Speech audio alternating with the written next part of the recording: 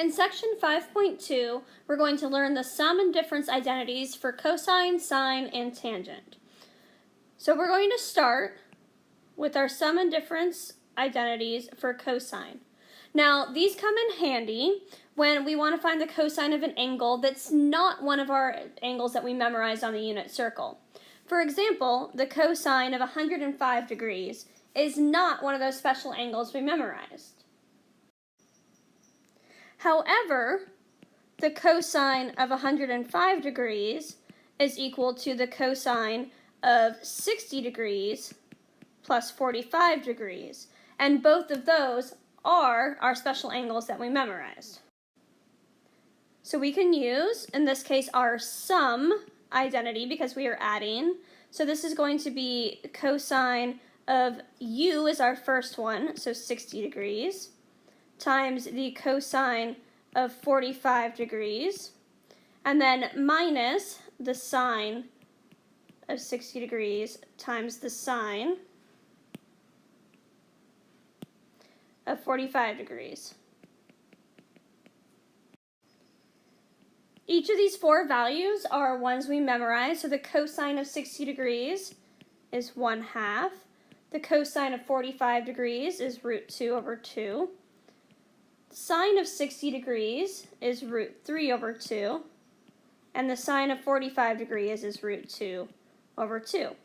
I can now simplify this, and I get √2/4 minus √6/4. And I can then combine these into √2 minus √6, and these have to be two different radicals because this is subtraction, not multiplication or division, but it's all over 4 since there's a common denominator, and that is my answer. We can also use these identities to go backwards. So here we have a rather complicated looking expression, but I see that this is one angle that appears twice, and then a different angle that appears, and because this is plus here, I will notice that this is actually my difference identity. So this is going to equal the cosine of 70 minus 40, which is the cosine of 30, and these are all in degrees. And the cosine of 30 degrees is √3/2, and that is my answer. In our third example, we're going to use, in this case, the difference identity for cosine in order to verify this identity. Now, this side does not have a fraction, so this is going to be our goal. So we're going to mess with the left-hand side, and we're going to first replace this top with the cosine of alpha times the cosine of beta plus the sine of alpha times the sine of beta. So these are Greek letters. They're just other variables, just like x and y or theta or u and v. Doesn't matter, we can put any variables in there. So that's the top of my fraction, and that's still all over cosine alpha, cosine beta. And I can see that I have the same term here. So our strategy we're going to start with is splitting our fraction. So this becomes cosine alpha cosine beta over cosine alpha cosine beta plus sine alpha sine beta over cosine alpha cosine beta. Now, what we might notice about this left-hand fraction is this is something over itself, so this simplifies to be 1. And then on this side, if we remember that our quotient identity, that the tangent of theta equals sine theta over cosine theta, here we have the tangent of alpha and the tangent of beta multiplied together, which is indeed our goal, so we have verified our identity. Next, we have our sum and difference identities for sine. Now, these are a little bit harder to remember because you have sine and cosine together, and then you have cosine and sine. But at least here, when it's the sum identity, you're adding, and when it's the difference identity, you're subtracting. Little things, I guess. So let's try using them, and as that usually helps us learn them. So we're going to find the exact value of sine of 5 pi over 12. And in this case, they're going to give us the fact that 5 pi over 12 equals pi over 6 plus pi over 4, which are two of those angles we memorized on the unit circle. So this is a sum identity example. So this is going to be the sine of pi over 6 plus pi over 4 equals the sine of pi over 6 times cosine of pi over 4 plus cosine of pi over 6 times sine of pi over 4. So in this case, we're going to be substituting in for these four values. Sine of pi over 6 is 1/2. Cosine of pi over 4 is root 2 over 2. Cosine of pi over 6 is root 3 over 2. And sine of pi over 4 is also root 2 over 2. Again, I can simplify these, so I get root 2 over 4 plus root 6. Now in this case, I can combine these under the radical because it's multiplied here, over 4. All right, but then when I combine my fractions with common denominators, I get root 2 plus root 6, all over 4.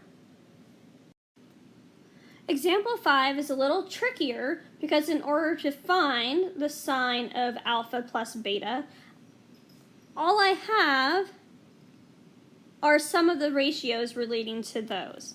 So I know that the sine of alpha is 12 over 13, which means that y equals 12, my radius equals 13, and we can either remember that this is a special right triangle, so that means x must equal 5, or you could solve using the Pythagorean theorem, but I won't work that out here. And then the secant of beta, so that is r over x, since it is 1 over cosine. So r equals 5, x equals 3. And again, this is one of my special right triangles. It's a 3, 4, 5. So my y must equal 4. Well, now I can use my sum identity for sine, and I can plug these in.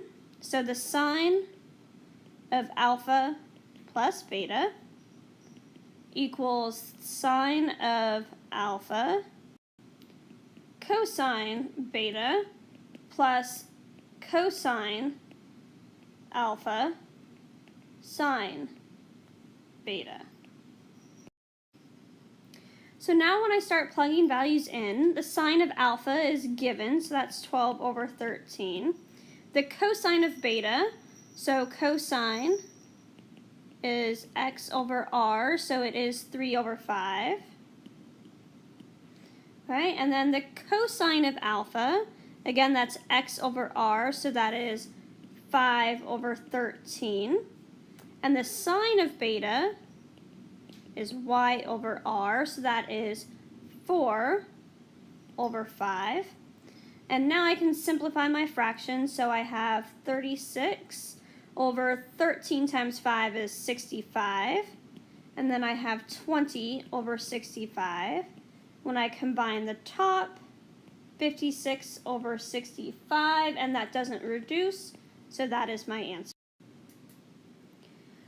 In example 6, this is a little bit harder than example 5 because now sine of alpha is a quadrant 2 angle, and sine of beta is for a quadrant 1 angle. So let's start with beta because that's a little bit easier. So in quadrant 1, that means x is positive and so is y. So here sine is y over r. So I know that y equals 1 and r equals 2. And then I know that x squared equals r squared minus y squared. So x equals the square root of 2 squared minus 1 squared, which is 4 minus 1 inside is 3, so that is just the square root of 3. And then Now we have to look at alpha. So here, sine is y over r. So this case, I know that x is going to have a value of 3, but if I am in quadrant 2, then my x is negative and my y is positive. So my x is actually negative 3. Y is still 4 and r is still 5. Now I can use these, and cosine of alpha is just x over r, and that is going to be negative 3 over 5. Not so bad. Cosine of beta is going to be x over r for that one, which is root 3 over 2. And now we're going to have to use our sum identities for cosine and sine for part C and D. So for part C, that is the cosine of alpha, cosine beta, minus sine alpha, sine beta.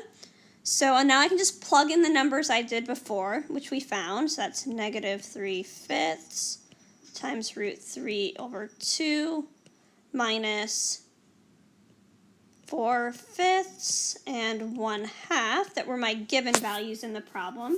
And now I get to simplify. So this is negative 3 root 3 over 10 minus 4/10, which all I can do to simplify that is to get negative 3 root 3 minus 4 in the top, all over 10. Now for part D, we're going to use our sine identity. And so the sine of alpha plus beta is sine alpha cosine beta plus cosine alpha sine beta. A little bit harder to remember again, but there it is. So sine of alpha is 4/5. Cosine of beta is root 3 over 2. Cosine of alpha is negative 3/5. And sine of beta is 1/2. So again, let's simplify that. So we get 4 root 3 all over 10 plus a negative 3 over 10. So again, when I combine them, I get 4 root 3 minus 3 in the top, all over 10, and that is my answer. Our final two identities today are the sum and difference identities for tangent. So here, in the top, if it's the sum, then we have tangent of u plus tangent of v. And if it's the difference identity, we subtract in the top of our fraction. And then for the denominator, it's 1 and then either plus or minus, tangent u, tangent v. And so if it's plus in the top, it's minus in the bottom, and vice versa. So this one may be a little bit easier to remember, other than the fact there's some fractions. So we're going to use this to verify the identity. Tangent of x plus pi is equal to just the tangent of x. So that's going to be our goal. And we know from our work in chapter 4 that the period of the tangent function is pi. So every pi, the function repeats. So this should be true, but we have to prove it now using our identity. So let's do that. We have the tangent of, in this case, it's plus, so u plus v is going to equal tangent of u plus tangent of v over 1 minus tan u tan v. And in this case, u is x and v is pi. All right, so let's look at what the tangent of pi equals. So that is there on the unit circle. So y over x is 0 over 1, which equals 0. So everywhere we see the tangent of v, that's going to be 0. So we are actually just left with tangent of, now I'm going to substitute in that x instead of u, over 1, which is just the tangent of x.